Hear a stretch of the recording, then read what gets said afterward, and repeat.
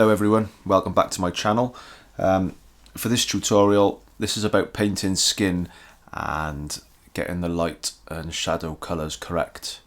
It's a big challenge for beginners, and I see, when you first start painting, you can create a lot of muddy colours which don't look nice, and I just want to show you a quick way of always getting your skin tones right and correct. So I'm just going to do a basic sphere, colour it in fleshy tones and show you how simple the process is. This is my process for painting skin on Procreate. So whatever layer modes I'm using is what I use when I actually paint people as well. So let me just first show you what not to do and what people do actually do. So I'm just going to make a quick egg shape or sphere here, like so.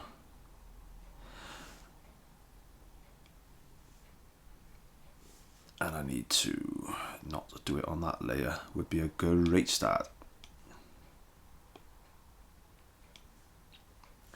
So what a lot of people do is they get their sphere, or their part, their face, whatever they're colouring, and they'll pick a local colour, usually colour pick off the photo or whatever they're doing, and they'll end up with something like this. Now they'll have learned about multiply layer and how you can use it for shadows because it's everywhere, and what they'll do, beginners will do, is they'll kind of just move directly down the colour wheel for their shadow colour. So let's colour in our shadow there, like so, and then they'll, this is not going well, is it? That's supposed to be on a multiply layer. Clip that to that. That's what's throwing me. I've still got that selected. Right, so we're clipped to that and we get a multiply layer, and all we've done is move down from our base colour. Okay, so they'll sort of throw in that sort of colour, and then they'll go above, and whatever they use, they'll pick a lighter colour, the lightest colour for their shadow, for their lights. So you'll end up with something that looks like that. They might play with the opacity, etc, etc, but you're never gonna get true looking skin this way. It's always gonna look a bit muddy no matter how well you draw it. It's gonna look, you're gonna know, your brain will know something is not right. So let's keep that there for now, and I'm just gonna start again doing it my way. And it's a great way because it's easy to remember, so it's repeatable, and it's really simple.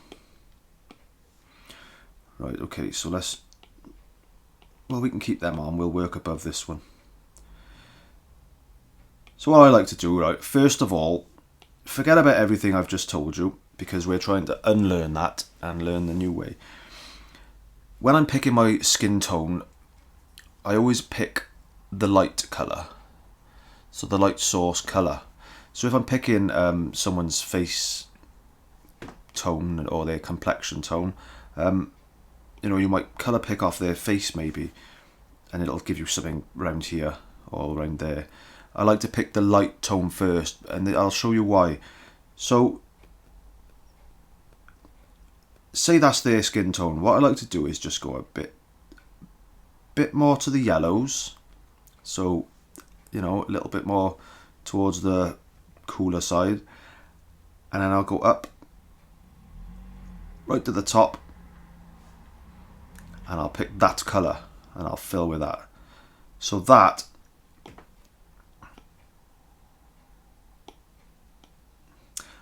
would be my base tone. It is actually my light source. That's my light colour.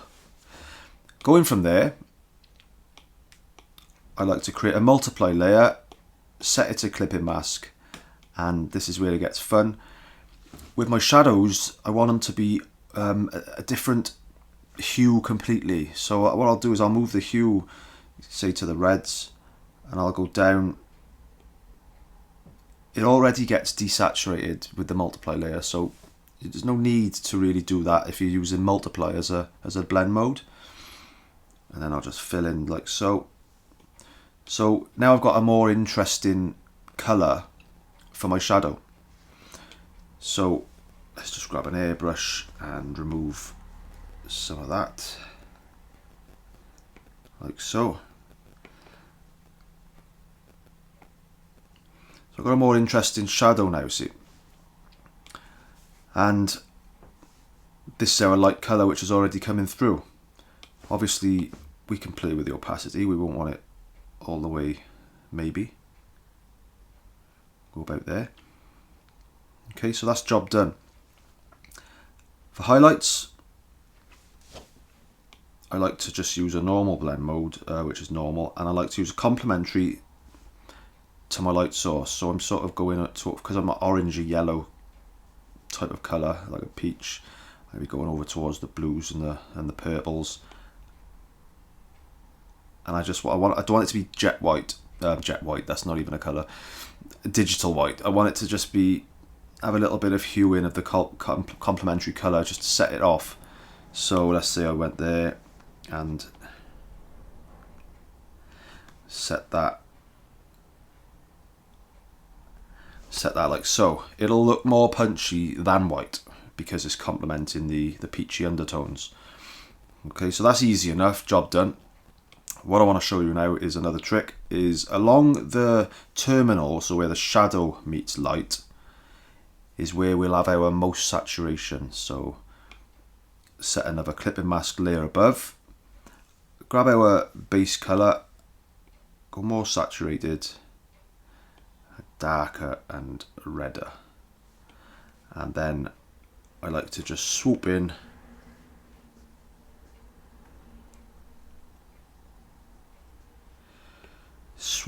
with some ready saturation tones, which will be, you know, your subsurface scattering, if you will, which is how skin reacts. Another thing that we have is, of course, we have bounce shadows and ambient lights and stuff like that. So for ambient lights, what I'm going to be doing is same sort of thing, but I'm just going to go above and I'm going to use a normal layer, and I'm just sort of picking up my local colour, which is off the floor because it's bouncing up, and going a bit brighter up right up there, and just swooping in a bit of that ambient colour like so. That's it. So there's your bounce light or your ambient light. Job done. Set that down a bit. We don't want it to be too full. Just want it to subtle but there. Okay, so what I'm going to do in a minute is I'm just going to change the hue on this ring of saturation I added. It's a bit too orangey, so I'm just going to go a bit redder. That'll do. Okay, so you get that. Obviously, that's it really. I mean, we could add more variation then by just going under everything but above our actual egg shape, and just grabbing your local colour, which was that, and just bringing it a little bit more desaturated and just swooping in really lightly, really subtle. It's like, look how subtle that is. You can hardly see it. So do that, and then do the same for the bottom part as well. I go a bit darker and just really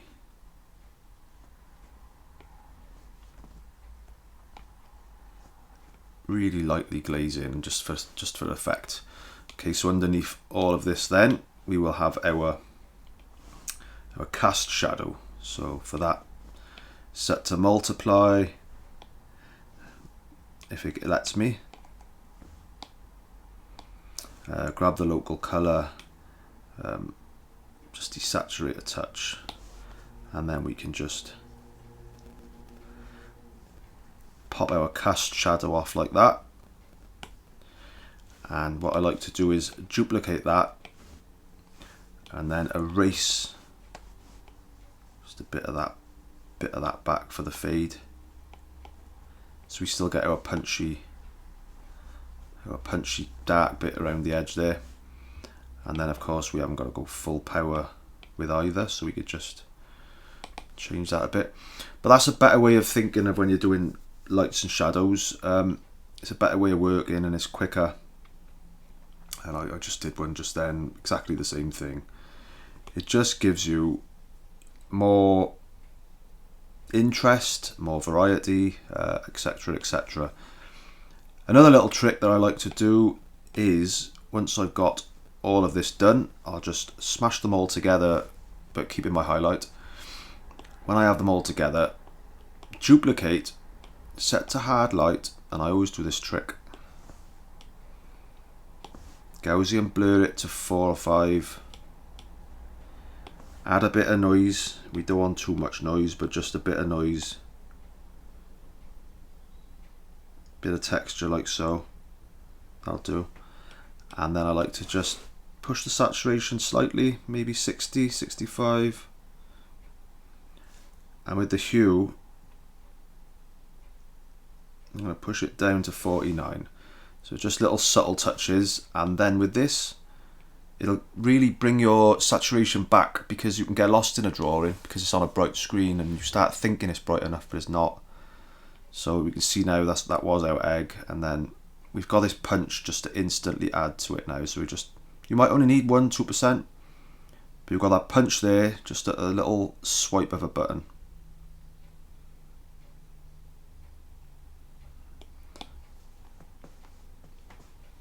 And there it is, and that's what I wanted to show. So it's quite a simple little quick tutorial today, just on painting skin. It's what I like, it's the way I like to do it. But just remember that we have that terminal line. We have the, I mean, if we look at this now, say, let's see if I can just pop these together a minute.